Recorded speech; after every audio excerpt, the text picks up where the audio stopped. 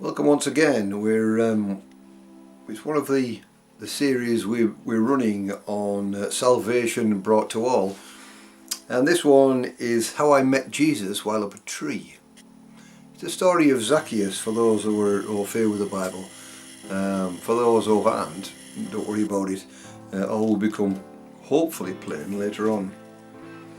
Now then, I've been told many times in my Christian life that the Bible is an old book full of stories, but stories implies that is something from the imagination, and believe me, that's not true.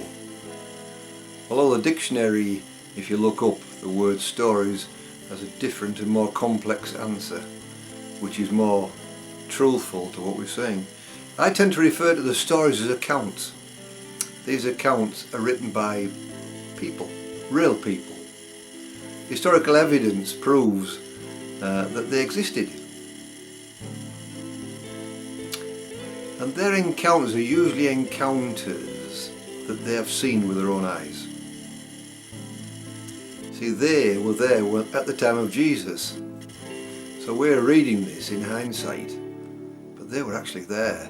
And these accounts had such a profound effect on them that they wrote them down so others could understand what was going on. The account we're looking at today is from the book written by Luke.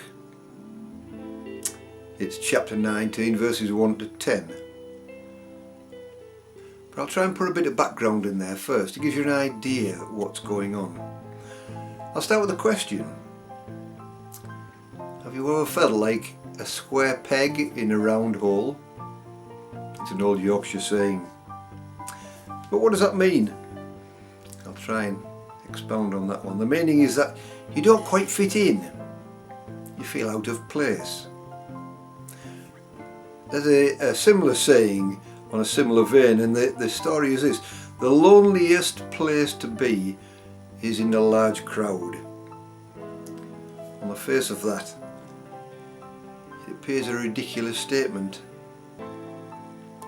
You see, in a crowd there's many people around you. So how can it be that you're lonely?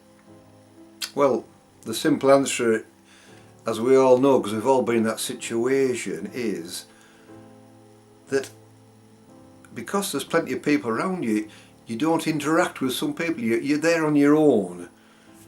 You're out on a limb because you think the people there don't have any common interest with you.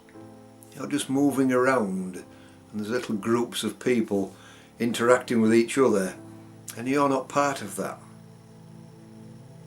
Sometimes you don't fit into these systems because of your background. They aren't your sort of people. Perhaps you have something else that has always held you back. Or perhaps you're just not confident, a little shy in bigger groups. And we've all been in that situation as well. The guy I'm going to speak about today is called Zacchaeus. Now, Zacchaeus didn't quite fit in to Jewish society. He was the square peg in the round hole. Now, I want to take you back now. Can you look back at your school days? Can you remember, and kids are very cruel, and I know kids are very cruel. You see it all the time. There was always a small guy that the kids would always pick on. Not for any other reason, but he was small and possibly didn't stick up very well for himself. Well, Zacchaeus was that guy. And can you remember the really clever kids? And I mean the kids who found maths a breeze, and the difficult subjects that you struggle with, they found easy. We used to call them swats. Unkind, I know, but we were only children at the time. These kind of children can have a really rough time, as they're usually excluded from child-like games, because you see, they have different interests and different agendas. Well, can you imagine if you're both short and very intelligent? You can read and write in a society that most people couldn't. You were the intelligenta for them, of that group, if you like. Well, that was Zacchaeus. Very intelligent, not very tall. And because of that, he was excluded from a lot of things. You see, I feel really sorry for Zacchaeus when he was growing up. It must have been a difficult life, not easy for him.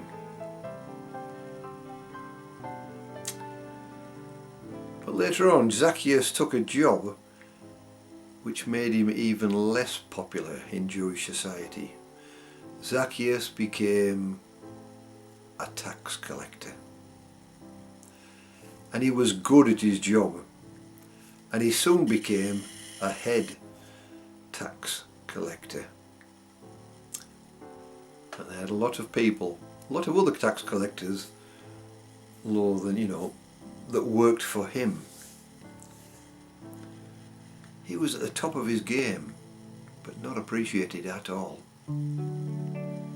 Unfortunately, Zacchaeus was in this catch-22 situation. He was despised by his fellow Jews because he was taking money off them, as was his job. He was not quite despised, but checked about a lot by his Roman masters, who he effectively worked for. You see, he collected taxes from the Jews and gave it to the Romans. You see, they didn't quite like him very much either, because he was the go-between. He was a Jew, so they always had their eyes on him, never quite sure whether to trust them or not. After all, it was well known that the tax collectors at the time could demand almost anything from the Jews. And as long as the Romans got a fair bit of that, they were quite happy. They didn't complain. See, the tax collectors were usually very rich. Poor Zacchaeus probably wasn't liked that much by his fellow tax collectors. After all, he was the boss. So as I said earlier, we read about Zacchaeus in the book written by Luke, and it's chapter 19, verses 1 to 10. Jesus entered Jericho and was passing through.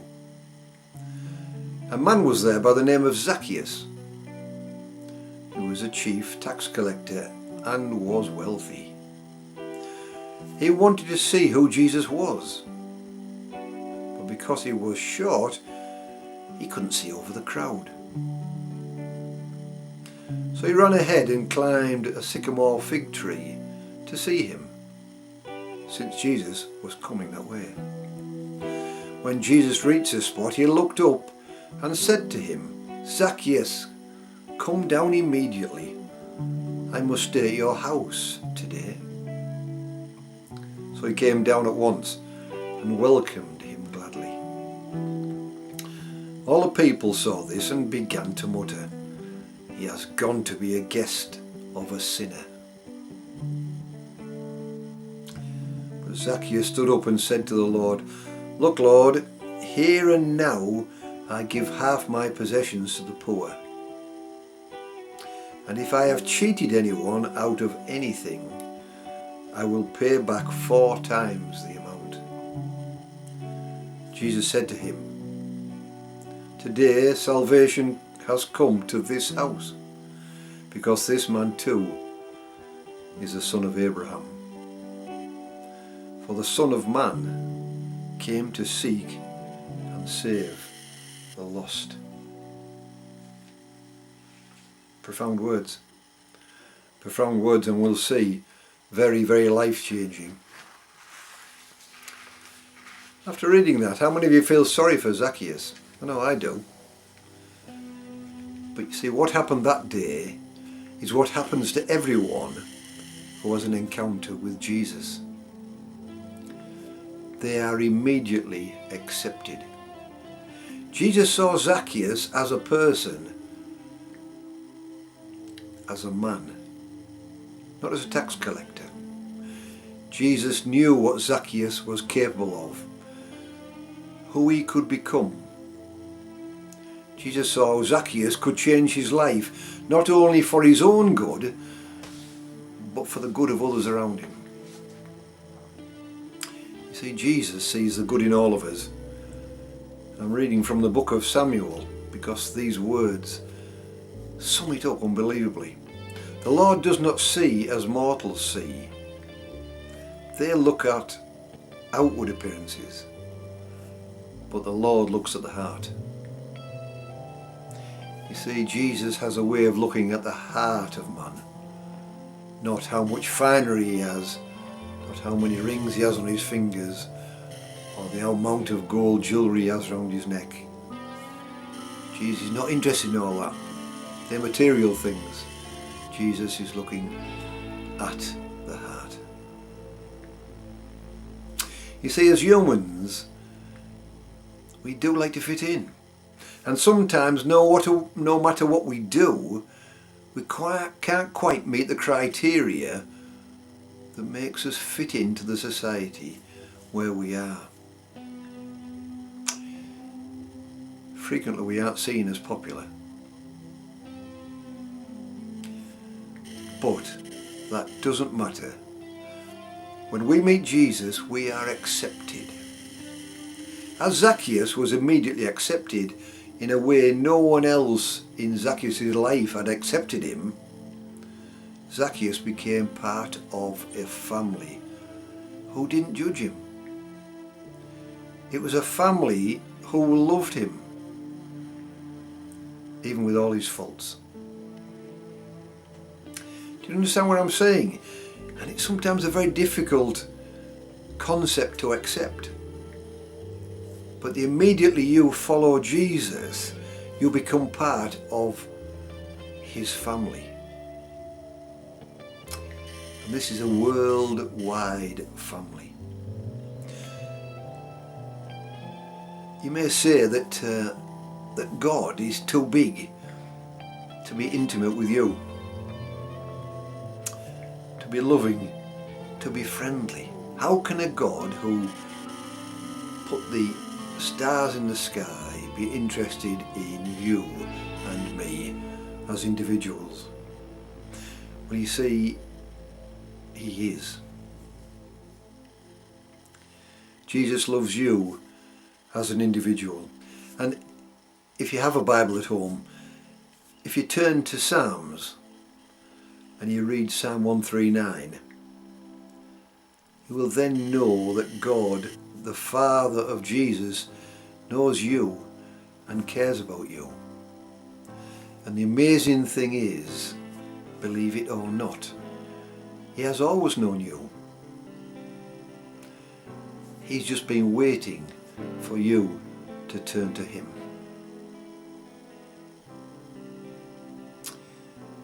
We can all see some of our own traits in Zacchaeus. You see, even with all his problems and faults, when he saw Jesus that day, he turned his life around onto a new course, a new direction.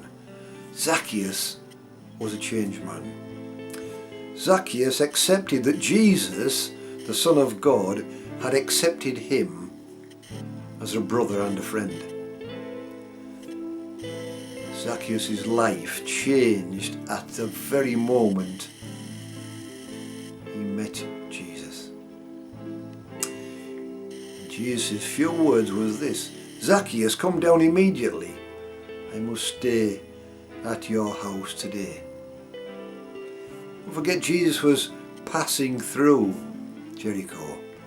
He had no concept of who was there, and around him was many people. But you see, as I said before, Jesus knows you intimately and has known you since you were nothing almost. But Jesus knew Zacchaeus had something to offer. And because he had something to offer, he brought him into his family. And it wasn't an offer that he wanted food that day, which he did, and he wanted somewhere to stay that day, which he did, but that wasn't what he was after. What he was after was a life-changing experience that Zacchaeus could have when he met Jesus Christ. And Zacchaeus jumped at that opportunity. He jumped at the opportunity to be accepted into God's family. You see, Jesus accepts us. As he accepted Zacchaeus, he loved and accepted who we are and what we are. You see, he never ridiculed anybody. He never puts you down. He wants to lift you up because he can see into your heart and he knows what you're capable of. You see, he wants to lead you into a better life, a brighter path, and a loving relationship with him. Don't we all want that? Don't we all want acceptance? Well, you see, it's available to all and it's free. It costs you nothing. Down the line, you won't ask for a payback. He accepts you into his life at the moment you turn to him. And no one is refused entry into the kingdom. No one. We are all accepted and loved from the very moment we turn to Jesus. From that very moment till the very end of eternity, if eternity has an end. See, Jesus, when he was speaking to Zacchaeus, was talking to the people around him. Jesus said to the people around Zacchaeus, "Today salvation has come to this house, because this man is also a son of Abraham." He was accepted into the family. For the Son of Man came to seek and save the lost. So he doesn't want anyone to fail. He wants everyone to know the love that Jesus Christ has for us all. In this world of chaos, do you feel lost? Ask Jesus into your life, it's free. You see, Jesus changed the life of Zacchaeus. And he can and will change your life forever if you let him in. Jesus loves you. He loves all of us. He accepts us all. And he wants to know you personally. God bless you, and thanks for listening.